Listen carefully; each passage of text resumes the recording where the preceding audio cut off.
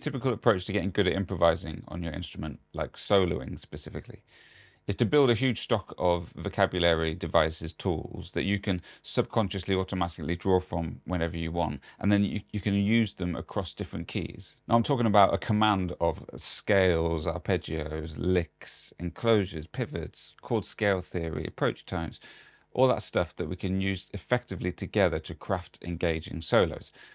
That's the plan, right? But I think there's something arguably more important than those, and can even make you a good improviser if you don't have any or many of those tools already. Could I convince you that I'm a good improviser without using any of those devices or techniques?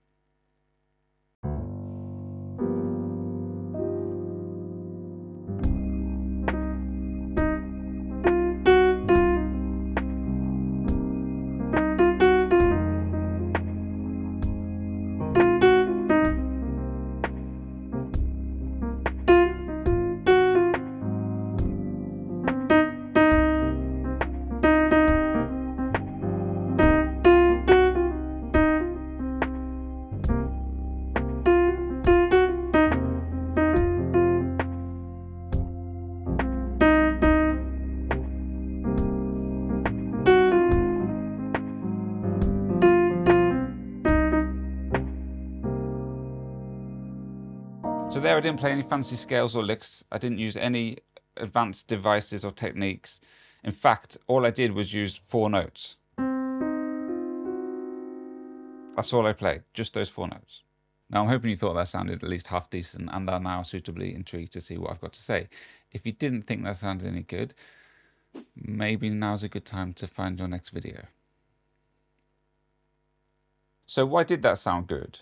Well, in this video, we're going to focus on how important rhythm, feel, expression, dynamics, phrasing, time, articulation, how all those things are so important to a good improviser. Now, effectively, all those things to me come under the umbrella of how you play the notes you play. And is that more important than the notes themselves? Now, I also believe that the lack of these things can be quite revealing too. Even if you know all the licks and runs and scales and devices, if you don't play it with feel, you don't present those things in a good way, you won't convince anybody. And it can be the difference between a good solo and a bad one. By the way, if for any reason you want to support what I'm doing over here, then please consider taking a quick look at my Patreon page and joining what's going on over there. Right, enough of that piffle. How do we learn this stuff? That's a good question. So I'll tell you some ways that I reckon are good ways to develop this, but I'd love to hear from any of you if you've got any thoughts on this too. Right, idea number 1. Let's start by doing what I did a minute ago and restricting ourselves. So just take 3 or 4 notes that we're only allowed to use those notes to solo with. And by doing that, it really focuses us on how we play the notes, because we don't have many options with what notes we're going to play. So up to now, I've been using a minor blues, a C minor blues to play with, but you could do this over anything. Obviously, if your piece changes key center a lot, then you might want to change the notes that you're playing. But this is an exercise, so it may start to sound monotonous just with 3 or 4 notes, but that's the challenge. You have to try and make it sound interesting and keep it engaging with the phrasing that you're using. I want you to pay attention between the difference in volume between notes, my loudest notes and my quietest notes, and how they interact with each other. That dynamics, that light and shade between the different notes is really important. And I also want you to pay attention to the phrases that I'm using. So I'm not using one long string of notes. I'm playing a phrase, and then I'm pausing, and then I'm playing another phrase.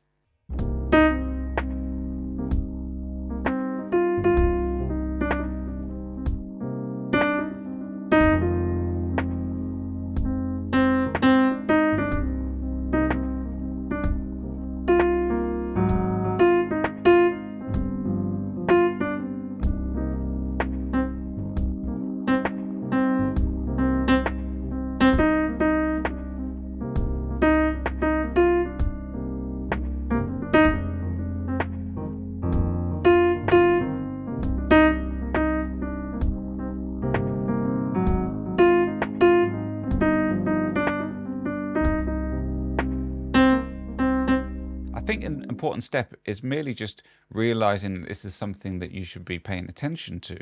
I think it's easy and it's pretty typical for less experienced players to not even know that this is something to be aware of and how much difference it can make to your playing. Now, what we're talking about today applies to all types of soloing and all styles of music, I think.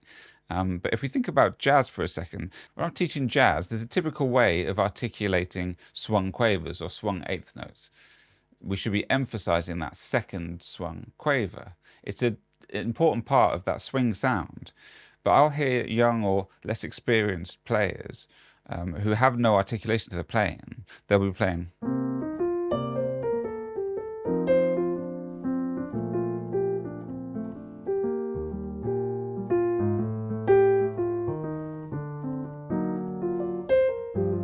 But add some articulation there.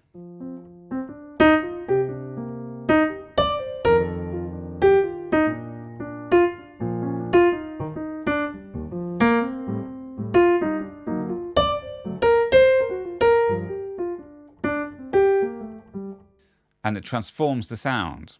I think even just being aware of how much difference this can make is an important factor. Our next idea is one on, one off. Now this connects nicely to what we talked about thinking in phrases. How does my next line connect to the line I've just played? So simply all we're going to do is play for one bar, rest for one bar, play for one bar, rest for one bar. I think this is a good way to process what we've just played and what we should or could play next that connects to it.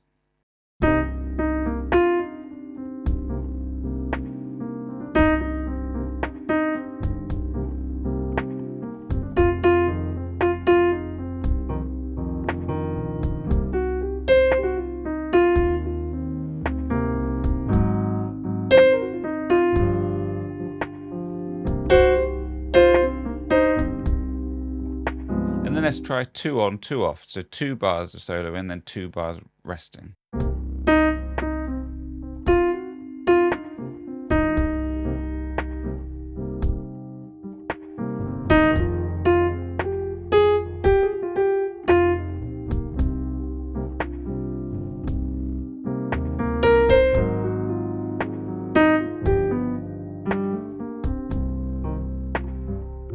And then try some other concoctions. Try play 1, rest 2, play 2, rest 1, mix it up a little bit, but have some fun.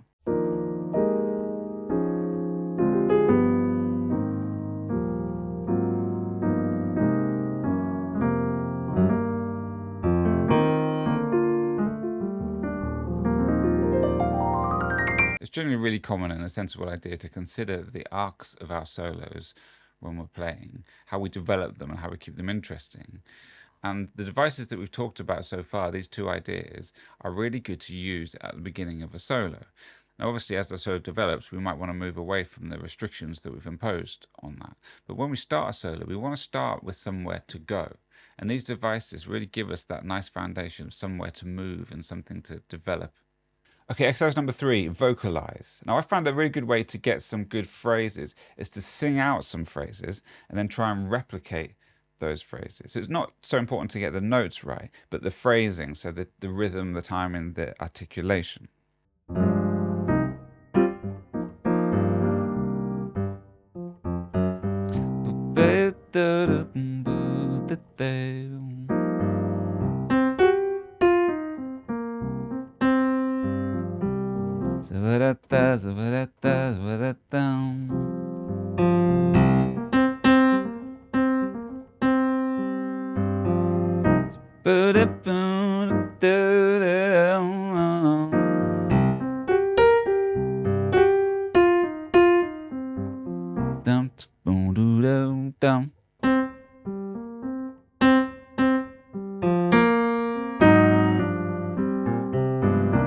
I often find that vocalizing something makes it better. Even if I'm constructing melodies or lines, if I sing it, or even just imagine singing it, it tends to make the lines sound better, at least to my ears, than it would if I'm just stumbling around for notes with my hands. I guess with this exercise as well, you don't need to vocalize it. You could just imagine the line in your head. You could sing it in your head. I'm sure it would be just as effective. Now, my final practice point to help develop this is listening. Now, I really think this could actually be the most important word or practice for any musician. And obviously, this can mean a bunch of things that are all super important.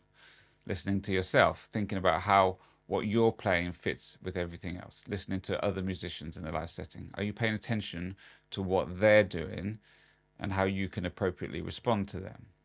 But in regards to what we're talking about here, I urge you to listen closely to the people who inspire you and listen to solos or just sections of solos that you love and think about their phrasing and articulations. Study it. Can you sing it back or learn it and play it back? Well, not just the same notes, but the same phrasing and articulation and expression. So listen out for some solos or sections of solos that you like and try and play them verbatim. So there you go. I hope bringing this to your attention has been useful and maybe helped add some interest to your solos going forward. As I said, I think that one of the big things about this is just realizing that this is something you should be giving your attention to. So I hope you enjoyed it. Thanks for being here.